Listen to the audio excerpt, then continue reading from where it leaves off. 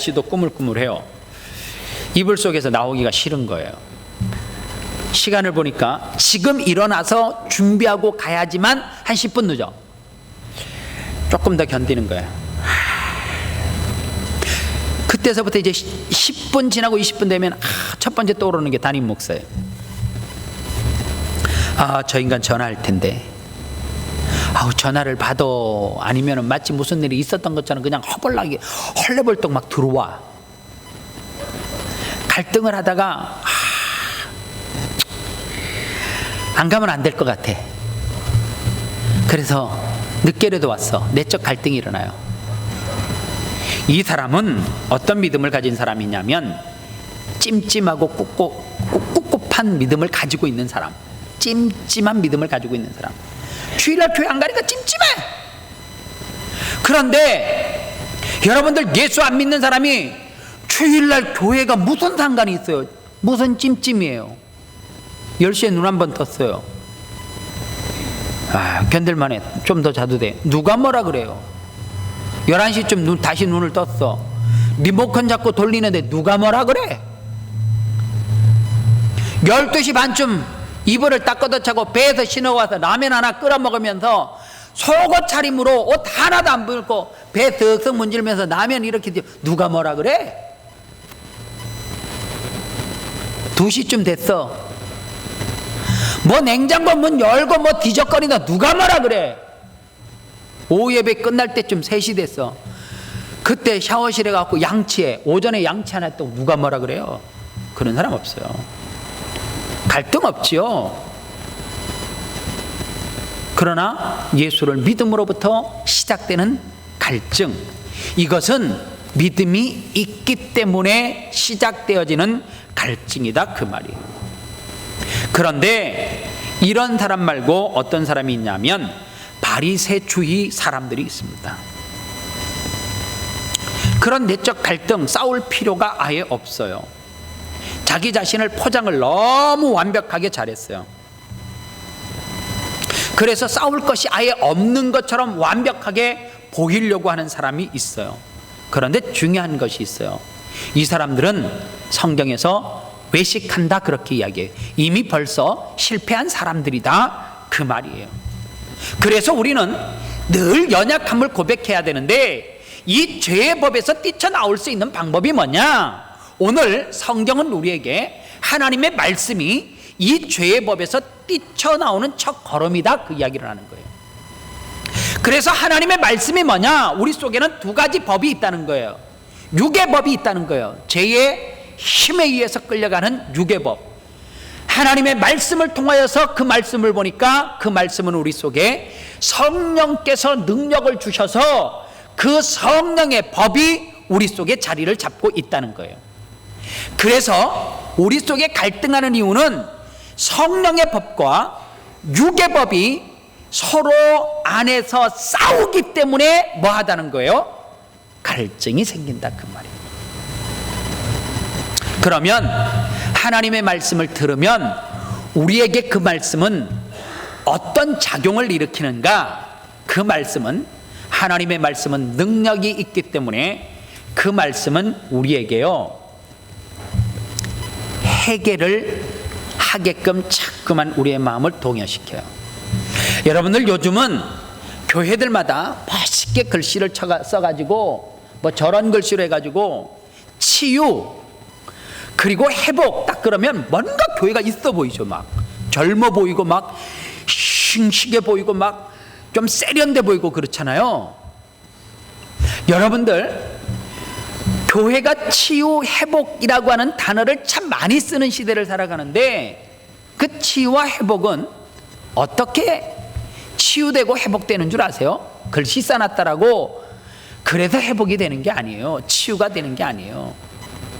치유는 하나님의 말씀을 읽고 우리 속에 그 말씀이 성령의 능력을 통하여서 깨닫게 하는데 무엇을 깨닫게 해요? 네가 지금 성령의 법에 의해서 끌려가는 것이 아니라 죄의 법에 의해서 끌려가고 지금 사망의 자리로 가고 있다라고 하는 것을, 그 죄가 끌고 가는 그 원인의 문제를 잘못됐다라고 하는 것을 알게 해요.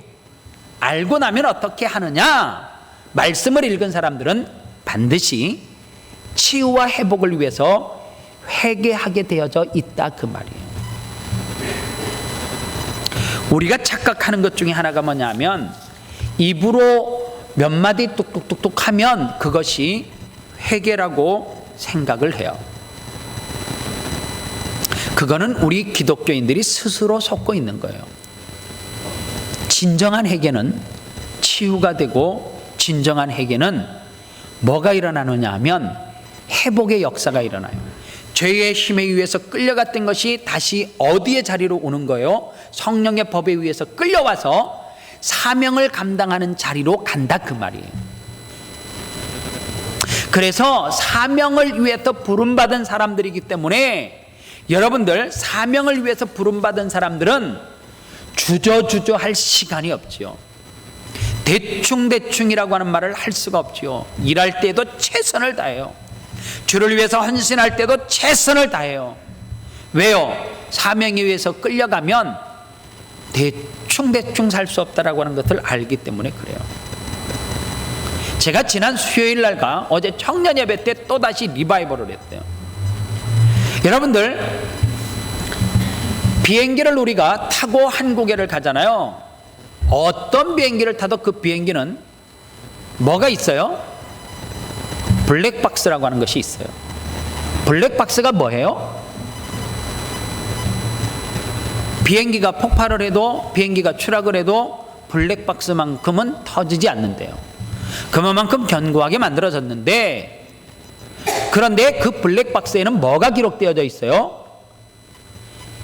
비행기가 간제탑하고 수신을 주고받는 내용서부터, 그리고 간제탑과 수신이 안 되는 비행기 안에서 기장과 부기장이 하는 행동, 그리고 그 말 모든 것들이 그 안에 메모리 칩으로 기록이 되어져 있어요.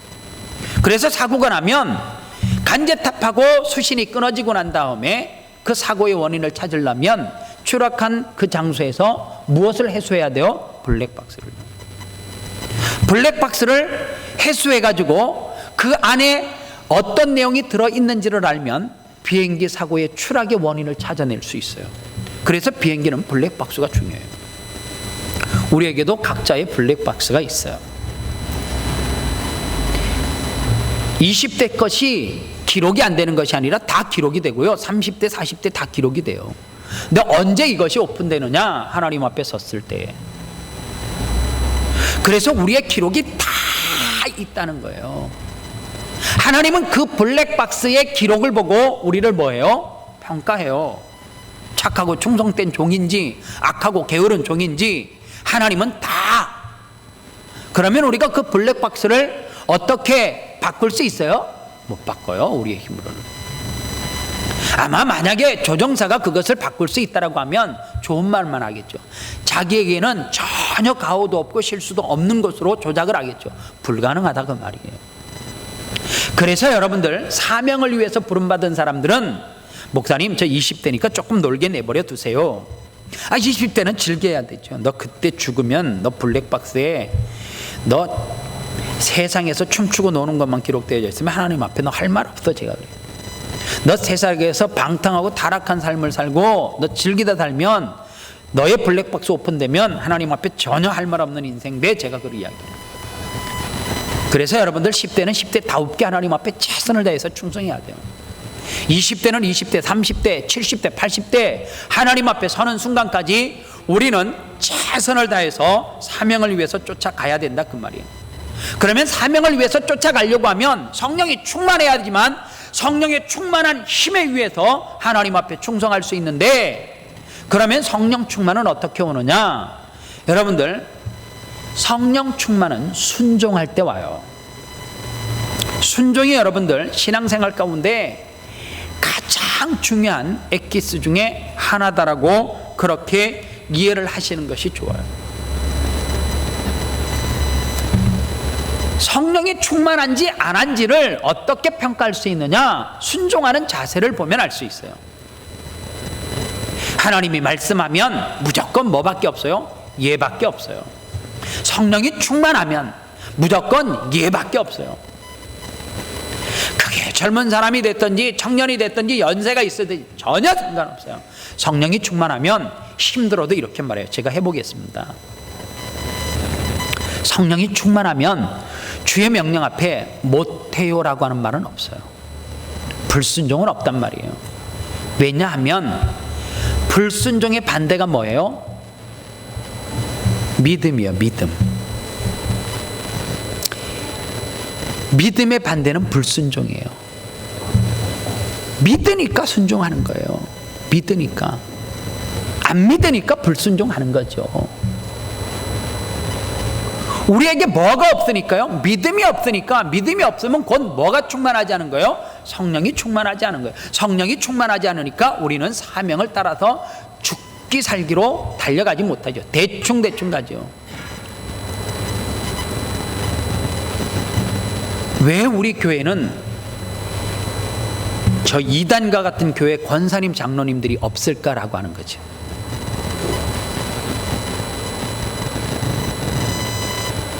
왜 우리 교회는 평신도가 됐든 누가 됐든 저 이단 교회처럼 복음 전도에 미친 사람이 없을까라고 하는 문제예요.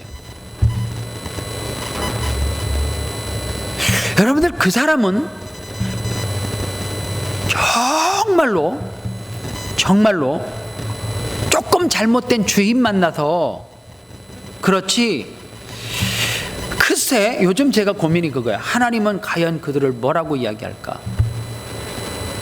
정말 그 가운데 그것이 진리인 줄 알고 진짜 나 온전히 미쳤어 하는 사람 왜 없겠어요? 근데 우리는 보세요. 사명을 위해서 죽기 살기로 뛰어가지도 않아요? 그렇다 해서 뭐 다른 일에 정말 미친 듯이 정말 막 목사님 하루 24시간이 짧아요.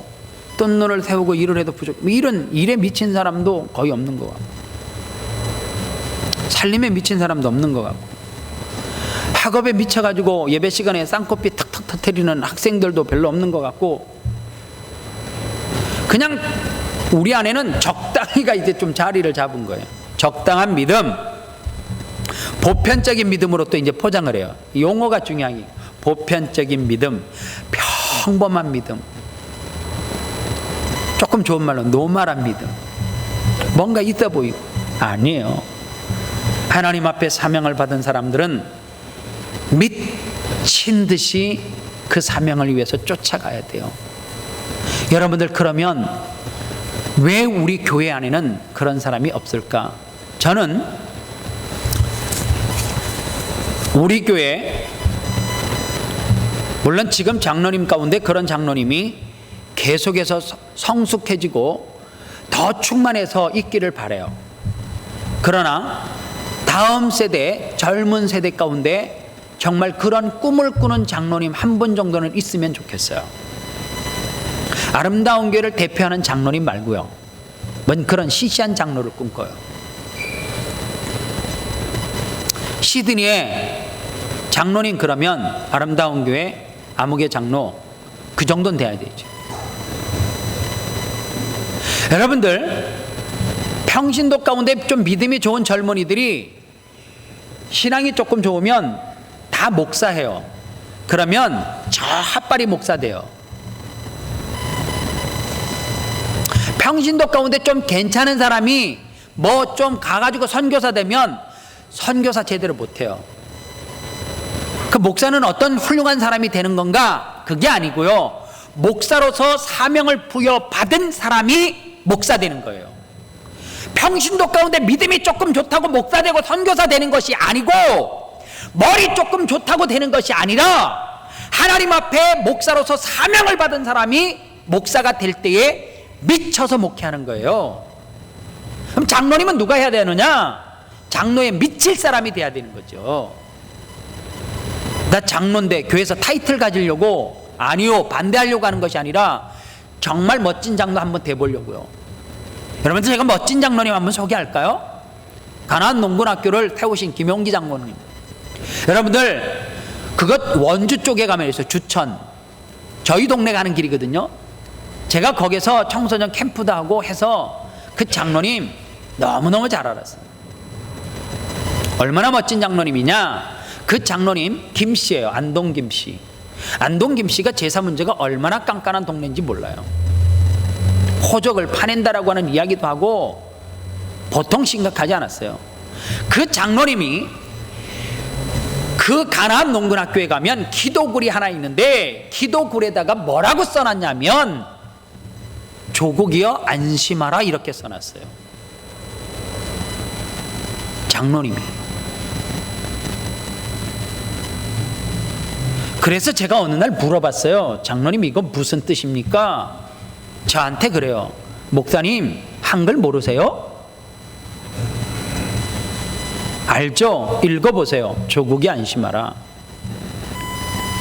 그대로라는 거예요. 무슨 뜻이냐고요? 제가 물었더니 장로님이요 눈에 쌍심지를 켜고 이야기해요. 목사님 제가 하루에 이 기도굴에서 나라와 민족을 위해서 2시간씩 미친 듯이 기도한대요. 진짜 이렇게 표현해요. 목숨 걸고 기도한대요. 2시간을. 그러니까 이 조국은 절대 문제 없을 거라는 거예요. 한 장로님이 자기 기도굴에다가 그렇게 타이틀을 붙이고 기도해요. 그 설명을 딱 듣고 난 다음에 제가 목사인데 그분 앞에 손이 조아려져요. 그냥 고개가 숙여져요. 멋진 장로님 아니에요? 실력 있는 장로님 아니냔 말이에요. 목사 100명보다 능력 있지 않아요? 1000명보다 능력 있죠. 어떻게 한 장로가 자기가 기도한다고 조국이 안심하라 문제없다라고 그렇게 확신 있게 타이틀까지 붙이고 기도할 수 있냔 말이에요. 하나님 앞에 확실한 사명이 있기 때문에, 하나님 앞에 확신을 가지고 기도하기 때문에, 하나님을 신뢰하고 하나님을 믿기 때문에 그러한 글씨 붙일 수 있느냐는 거 아니에요.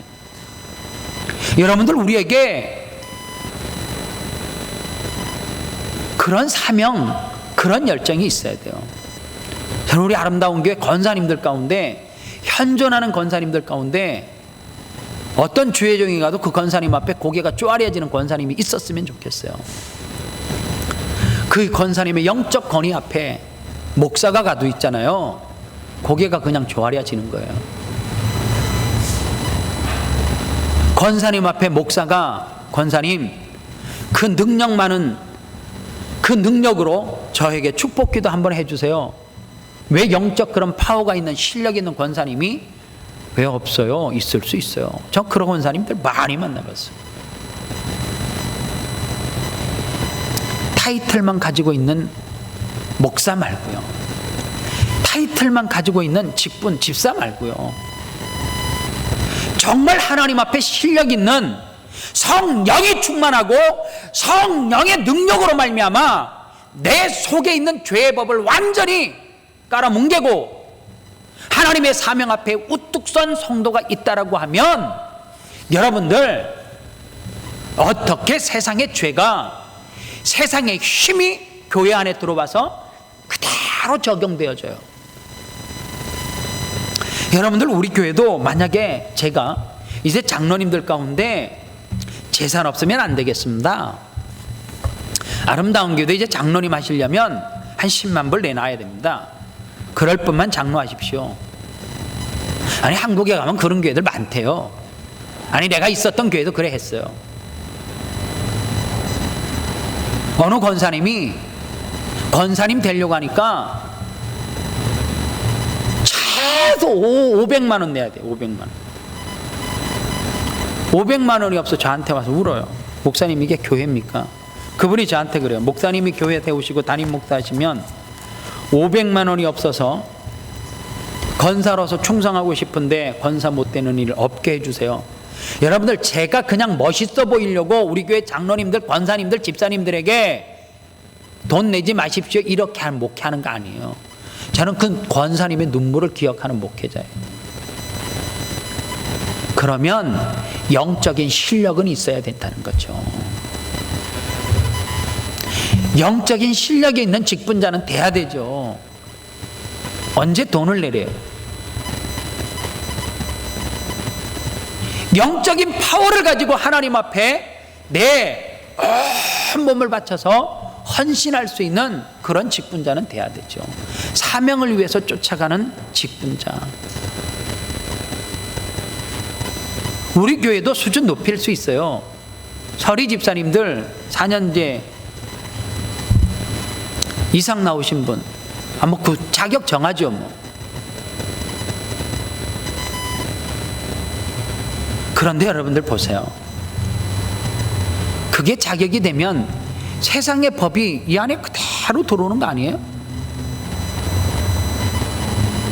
여러분들 어느 지역을 대표하는 시의원이 됐든지 국회의원이 됐든지 국졸 보셨어요? 돈 없는 사람이 국회의원 나와서 당선되는 거 봤어요? 안 돼요. 국회의원 출마하려고 하면 아마 1, 2천만 원 갖다가 돈 이렇게 내놔야지만 그 되지. 아무것도 없는 사람에게 받아줘요? 안 받아주거든요. 아무리 떠들어봐요. 나 국민학교 중퇴했다고. 그냥 웃지요. 그 사람 보고. 그래서 개표해보면 2표나 2표. 자기하고 부인하고. 안 돼요. 그게 세상에 놀리면 교회는 방법이 바뀌어야죠. 교회는 영적인 파워가 있는, 영적인 실력이 있는 사람이, 그래서 그 영적인 힘으로 여러분들 다른 거 하라는 거 아니잖아요. 주를 위해서 직분 받았으니까 주를 위해서 성령의 법에 이끌려서 그렇게 하나님 앞에 충성하는 사람. 그래서 여러분들 꼭 잊지 말아야 되는 것 하나가 있어요. 죄라고 하는 것은 성령이 충만하면 끝나는 줄 알죠? 아니에요. 그 다음 단계에 죄가 또 덤벼요. 그게 죄의 신드롬이에요. 장로라고 하는, 목사라고 하는 사명을 가지고 목사 됐는데 해보니 별것 아니거든요. 머리만 아프거든요. 에이, 안수 집사가 좋았어. 그때가 좋았어. 괜히 했어. 직분 받았는데 괜히 했어. 그러는 거야. 전도사 때가 좋았어. 괜히 목사해가지고 물리지도 못해. 과거가 좋았어. 과거가 좋았어. 이스라엘 백성들이 강야에 나왔어요. 강야가 목적이에요? 아니에요. 가나안이 목적이잖아요. 강야에서 조금 배고프니까 힘이 드니까 뭐라 그래요? 애굽에 있을 때가 좋았어. 그때는 왜? 참외도 먹었고 마늘도 먹었고 파도 먹었고 다 먹었는데, 누룽지도 먹었는데, 이거는 나오니까 마늘도 없고 외도 없고 수박도 없고 아무것도 없어요. 이게 뭐예요? 죄의 신드롬이에요. 그냥 적당히 죄 가운데 묻어 살 때가 좋았는데 사명을 받고 미친 듯이 가려고 하니까 너무너무 죄악이 많은 거예요. 그래서 자꾸만 어느 시점이 되면 믿음이 좋은 사람도 있잖아요. 적당히 타협하는 것을 잘해요. 제가 두려운 것 중에 하나가 그거예요. 뭐냐 하면 어느 시점이 돼서 타협을 할까봐 두려운 거예요. 누구와 타협을 해요? 내 스스로와. 나와 적당히 타협을 할까봐 두려운 거예요. 적당히. 그 정도 하면 되지. 뭐 그렇게 목숨 걸고 미친 듯이 해. 주변에 사람들 좀 보면서 하지. 보조 맞춰. 스스로 내게 그런 유혹이 오니까 이 시드니가 어느 순간에는 진짜 섬뜩해요. 제게는 솔직히 너무너무 내 스스로를 생각하면 섬뜩해. 무서울 만큼요. 왜요? 사명을 위해서 부름받은 자가 이렇게 살면 안 되는 것을 스스로 알면서 자꾸만 보조를 맞추려고 하니까 섬뜩한 거예요. 하나님 앞에 매 순간 각자 서는 거라고 외치면서도 여러분들 절대로 시드니 그 누구와도 보조 맞추는 성도 되지 않기를 바라요. 신앙을 하향 조정시키면 안 돼요. 신앙은 자꾸만 상향 조정시켜야 돼요. 훌륭한 장로가 있으면 그 장로님 만나보세요. 능력 있는 권세 있는 권사님이 계시면 그냥 적당한 권사님 만나지 말고 실력 있는 권사님 만나서 내 실력을 거기에다가 업그레이드 시켜야 돼요. 기술을 배우려면 못하는 사람에게 갖고 배우는 거 아니죠. 그 기술 분야의 최고를 찾아가서 그 사람에게 배울 때에 자기가 그 실력으로 향상되는 거죠. 믿음도 똑같아요. 오늘 여러분들 너무 적당하게 하향 조정시켜요. 시드니 모든 교회들이 그래요. 모든 성도와 목회자들이 너무 하향 조정시켜요. 사명은 이렇게 살면 안 되는데, 목숨을 걸고 해야 되는데, 너무너무 편한 환경 속에서 예수를 믿다 보니까 이제는 적당히가 몸에 뱄어요. 조금 죽도록 충성하려, 지사님 그러면 손가락질 받아. 내려와. 조금 열심히 하려, 목사님 그러면 성도들 안 따라가요. 가랭이 찢어져요. 여러분들, 이게 죄예요. 죄는 자꾸만 수준을 동일하게 맡아요. 니나 나나 똑같고 그냥 적다 이렇게 가는 거예요. 사명은 아니에요. 사명은 하나님 앞에 감당하는 거기 때문에 목숨을 거는 거예요. 오늘 저는 우리 아름다운 교회 성도들이 이 로마서 8장의 말씀을 묵상하는 가운데 정말 도전받기를 바라요. 육신의 법을 완전히 죽이고 죄의 법을 사장시키고 성령의 법에 의해서 저와 여러분들이 주님 앞에 다시 한번 부름받은 그 사명을 위해서 주님 앞에 서는 순간까지 목숨 걸고 달려가는 저와 여러분들 되시기를 주님의 이름으로 축원합니다. 기도하겠습니다. 하나님, 우리 안에 내적 갈등이 있습니다. 이것도 믿음인데 하나님, 거기에 머물러 있는 믿음이 아니라 내적 갈등의 싸움 가운데 성령의 법이 우리 안에서 승리하고, 그래서 다시금 사명을 위해서 목숨을 걸고 달려갈 수 있는 성도들 다 될 수 있도록 축복하여 주시옵소서. 하나님, 우리의 믿음이 점점 자라기를 원합니다. 하나님, 장성한 분량까지 자라가게 하시고, 그 장성한 분량까지 자란 그 믿음이 다음 세대에게도 그대로 영향력을 미칠 수 있는 믿음의 선구자들이 다 되게 도와 주옵소서. 예수님의 이름으로 축복하며 기도합니다. 아멘. 이 시간 하나님 앞에 예물 드리겠습니다.